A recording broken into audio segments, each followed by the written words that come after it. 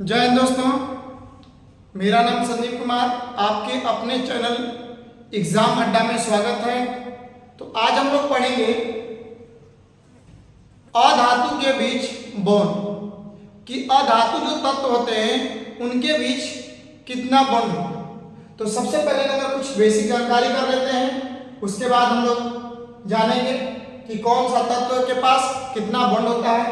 इसके लिए सबसे पहले नंबर आपको जानकारी करना होगा एलिमेंट्स।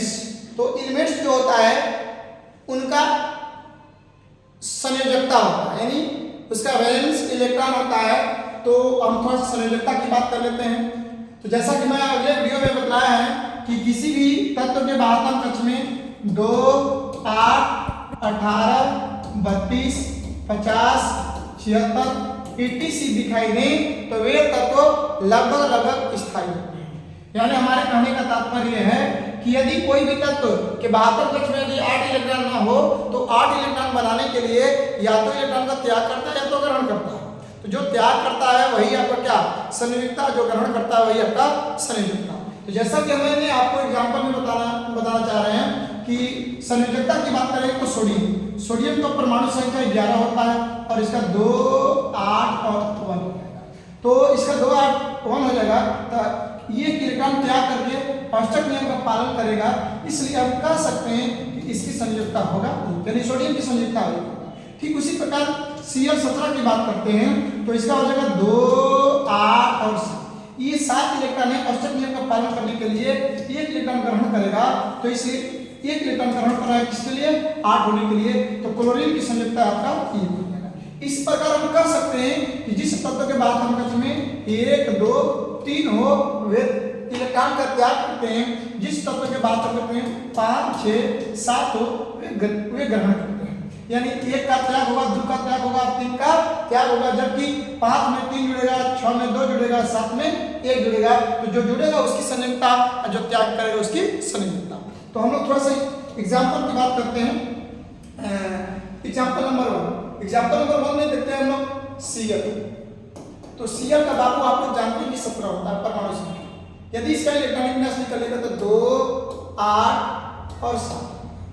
तो अब यहाँ पर देखिए कोई भी तत्व चाहता है कि मेरे बाहतम कक्ष में 8 इलेक्ट्रॉन हो। 8 इलेक्ट्रॉन होने के लिए या तो इलेक्ट्रॉन का त्याग करेगा या तो ग्रहण करेगा। तो मैंने आपको कुछ समय पहले बताया है कि जिस तत्व के बाहतम कक्ष में 5, 6, 7 हो वे इलेक्ट्रॉन का ग्रहण करते हैं। देखिए इसके बाहतम कक्ष में क्या है, 7 है। तो इसके बाहतम कक्ष में जब 7 है तो 7 क्या करेगा, 8 बनाना चाहेगा। तो 8 बनाने के लिए 1 इलेक्ट्रॉन का ग्रहण करेगा। तो जब बाबू 1 इलेक्ट्रॉन का ग्रहण करेगा तो हम कह सकते हैं कि इसकी संयोजकता 1 होगी। जो ग्रहण करता है उसको ऋणात्मक बोलते हैं, जो त्यागता है उसे धनात्मक बोलते हैं। यानी क्लोरीन की संयोजकता क्या हुआ, 1 हुआ। चलिए हम लोग संयोजकता तो संयोजकता यहाँ पर कितना बाबू मिला, 1 मिला। यदि हम बात करते हैं ऑक्सीजन का, तो ऑक्सीजन की यदि बात बाबू करते हैं तो ऑक्सीजन का हो जाएगा 2 और 6। अब देखिए यहाँ पर 6 इलेक्ट्रॉन है तो ये 6 इलेक्ट्रॉन 1 इलेक्ट्रॉन में बदलना चाहिए। तो 1 इलेक्ट्रॉन में बदलने के लिए बाबू क्या करेगा कि ये 2 इलेक्ट्रॉन को ग्रहण करेगा। तो जब 2 इलेक्ट्रॉन को ग्रहण करेगा तब यहाँ पर संयोजकता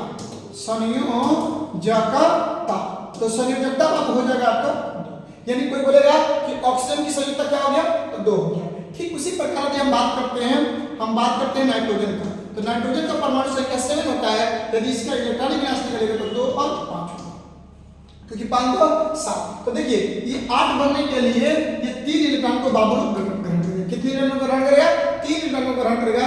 इसलिए हम कह सकते हैं कि इसका वैलेंस कितना हो गया, तो 3 हो गया।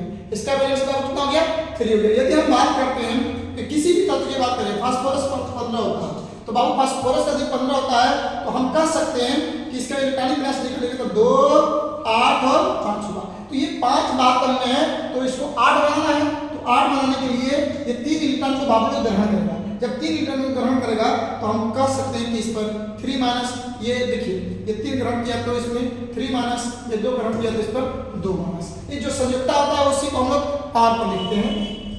तो यदि हम बात करते हैं सल्फर का बाबू लोग 16 होता है। संयोजकता यहाँ पर लिख दीजिएगा, संयोजकता ये बाबू लोग यहाँ पर संयोजकता कितना होगा, 3 हो गया। संयोजकता को कभी प्लस माइनस नहीं दर्शाते हैं, डायरेक्ट उसका अंक होता है। अब हम लोग बात करते हैं सल्फर का। तो सल्फर का 2, 8 और 6 होगा। तो बाबू लोग इसके बाहर कक्ष में कितना है? 6 है। तो 2 इलेक्ट्रॉन ग्रहण करेगा, तो 2 इलेक्ट्रॉन ग्रहण करेगा तो इस पर पावर -2 हो जाएगा। इसलिए इसका संयोजकता वैलेंसी संयोजकता इसका संयोजकता पावर क्या हो गया? 2 हो गया। यार अब हम थोड़ा सा देखना चाहते हैं, जो चीज को जानने का प्रयास करेंगे। तो अब बता दीजिए बाबू लोग, अब आप लोग बता दीजिए कि थोड़ा सा कमेंट कर दीजिएगा कि क्लियर बोर्ड दिखाई दे रहा है ना? ठीक है, तो कमेंट करके बता दीजिएगा। अब हम बात करते हैं बाबू लोग बॉन्ड की। तो यहाँ पर Cl, जैसा कि आपको पता होगा कि Cl द्विपरमाणुक अणु है, Cl द्विपरमाणुक अणु है। अब इस Cl क्या करेगा? Cl, अब देखिए Cl, अब Cl बाबू का दिए तो इसका मतलब कि कितने इलेक्ट्रॉन ग्रहण किया है? 1 इलेक्ट्रॉन ग्रहण किया है। इसका वैलेंस कितना मिला है? 1 वैलेंस मिला है। इसलिए हम कह सकते हैं कि Cl के बीच में कितना बॉन्ड बनेगा? सिंगल बॉन्ड बनेगा। यदि हम बात करते हैं ऑक्सीजन का, ऑक्सीजन भी द्विपरमाणुक अणु है और त्रिपरमाणुक अणु है, लेकिन उसका कंडीशन होता है ओजोन के रूप में। लेकिन यहाँ पर अणु की ऑक्सीजन की बात करेंगे तो ऑक्सीजन O2 के रूप में होता है। तो बाबू जब O2 की बात करेंगे तो यहाँ पर O, यानी हम O और ऑक्सीजन की बात करेंगे तो ऑक्सीजन में देखिए यहाँ पर क्या हुआ है? 2 इलेक्ट्रॉन, इसकी संयोजकता 2 है। तो इसलिए हम कह सकते हैं कि ऑक्सीजन के बीच में डबल बॉन्ड बनेगा। कितना बॉन्ड बनेगा?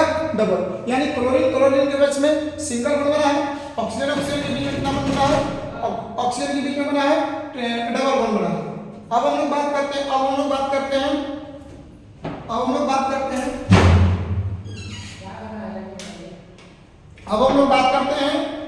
नाइट्रोजन का। तो नाइट्रोजन के लिए हम बात करते हैं, नाइट्रोजन द्विपरमाणुक अणु होता है। इसलिए हम कह सकते हैं कि नाइट्रोजन के बीच में ट्रिपल बॉन्ड बनेगा। क्यों ट्रिपल बॉन्ड बनेगा? तो देखिए यहाँ पर संयोजकता इसका वैलेंस कितना है? 3 है। इसलिए नाइट्रोजन के बीच में ट्रिपल बॉन्ड बनेगा। यदि हम बात करेंगे बाबू फास्फोरस का, तो फास्फोरस और फास्फोरस के बीच में देखिए यहाँ पर क्या है? ट्रिपल बॉन्ड दिया है। इसलिए फास्फोरस के बीच में ट्रिपल बॉन्ड बनेगा। यदि हम बात करेंगे सल्फर के बीच में, तो सल्फर के बीच में बाबू कितना बनेगा? सल्फर के बीच में, यानी यहाँ पर देखिए पावर पे कितना है? -2 है ना? इसका मतलब कि इसके बीच में डबल बॉन्ड बनेगा। क्या बनेगा? डबल बनेगा।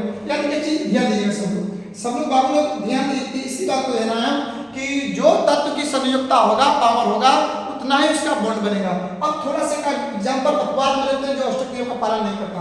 जैसे आपने हाइड्रोजन का नाम सुना होगा, हाइड्रोजन का परमाणु संख्या बाबू ये होगा, तो इसका इलेक्ट्रॉनिक विन्यास भी क्या होगा? 1 होगा। तो अब ये देखेंगे, हमने बताया था आपको कुछ समय पहले, किसी भी तत्व के बाद में 2, 8, 18 और 32 हो, तभी वो तत्व का होगा? स्थायी होगा। अन्यथा का होगा? अस्थायी होगा। तो यहाँ पर दो भी रहेगा तो क्या होगा? स्थायी होगा। जैसे देखिए यहाँ पर तत्व के बाहर में 1 इलेक्ट्रॉन है, इसलिए स्थायी नहीं क्या है? अस्थायी है। तो अभी अस्थायी कब होगा बाबू लोग? जब ये बाद में 2 बनाएगा। तो अभी क्या करेगा? 1 इलेक्ट्रॉन को ग्रहण कर लेगा। जब 1 इलेक्ट्रॉन को ग्रहण करेगा तो ये क्या होता है कि ड्यूट को फॉलो करता है। किसको फॉलो करता है? ड्यूट को फॉलो करता है। तो इसलिए हम इस पर पावर हम लोग माइनस कर देते हैं। इसलिए हम कह सकते हैं हाइड्रोजन जब द्विपरमाणुक है तो H और H के बीच में सिंगल बॉन्ड का निर्माण होगा। इस तरह हम लोग किसी भी तत्वों के बीच में बॉन्ड का प्राप्ति कर लेते हैं कि सिंगल बॉन्ड है कि डबल बॉन्ड। एक एग्जांपल छोटा सा ले लेते हैं, एक एग्जांपल हम लोग छोटा ले लेते हैं। चलिए देखिए, जैसे एग्जांपल की बात करते हैं, हम लोग बात करते हैं HCl कि HCl में कौन सा बॉन्ड बनेगा? तो भाई आपको पता है कि हाइड्रोजन का परमाणु संख्या 1 होता है, तो 1 इलेक्ट्रॉन ग्रहण करेगा तो इस पर माइनस हो जाएगा। और Cl का भी 17 होता है, तो 2, 8 और 7 हो जाएगा। ये भी ग्रहण करेगा तो 1 इलेक्ट्रॉन ग्रहण करेगा, तो जब बाबू ग्रहण करेगा तो इस पर माइनस हो जाएगा। तो देखिए यहाँ पर हाइड्रोजन की भी संयोजकता 1, क्लोरीन की भी संयोजकता 1, इसलिए H और Cl के बीच में सिंगल बॉन्ड का निर्माण होगा। किसका बॉन्ड का निर्माण होगा? सिंगल बॉन्ड का निर्माण होगा। एक एग्जांपल और देखते हैं। अब एक एग्जांपल में हम लोग देख लेते हैं, जैसे आप H2O की बात करते हैं, बाबू लोग। तो H2O की बात करते हैं तो H का भी बात करेंगे तो 1 हो जाएगा, 1 इलेक्ट्रॉन ग्रहण करेगा। ऑक्सीजन की बात करेंगे तो 8 होता है, 2 और बाबू लोग 6 हो जाएगा। 2 इलेक्ट्रॉन ग्रहण करेगा तो इस पर -2 हो जाएगा। अब देखिए यहाँ पर H का है 2 है, ऑक्सीजन का है 1 है। अब यहाँ पर ऑक्सीजन और H हो जाएगा। अब बतलाइए ऑक्सीजन के बीच में बबल कितने बॉन्ड बनेगा, सिंगल बॉन्ड बनेगा, एक इधर हो जाएगा और एक इधर हो जाएगा। ऑक्सीजन के पास देखिए आप कितना बॉन्ड बनेगा, 2 बॉन्ड बनेगा, तो एक बॉन्ड है और एक बॉन्ड है, एक कितना हो जाएगा 2। ऑक्सीजन को कितना बॉन्ड मिल गया, 2 बॉन्ड मिल गया, और हाइड्रोजन को भी एक और हाइड्रोजन को भी। इस तरह करके हम लोग किसी भी तत्व या यौगिक का बॉन्ड निकाल लेते हैं। एक हम आप लोग को एस्टाब्लिश दे रहे हैं, आप कमेंट करके बोल दीजिएगा कि उसमें कितने बॉन्ड बनेगा। चलिए नंबर 1 अभी बात करेंगे तो Br2 में बता दीजिएगा।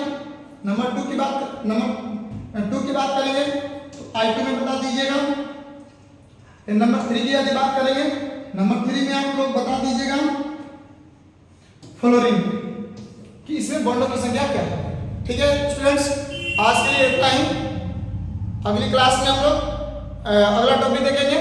यदि आपको वीडियो पसंद आया तो इस चैनल को सब्सक्राइब कर बेल आइकन घंटी को दबा दें, जिससे किसी भी प्रकार का यदि वीडियो इस चैनल पर अपलोड हो तो आपको लिंक के जरिए आपके यहाँ पहुँच सके। धन्यवाद। जय हिंद।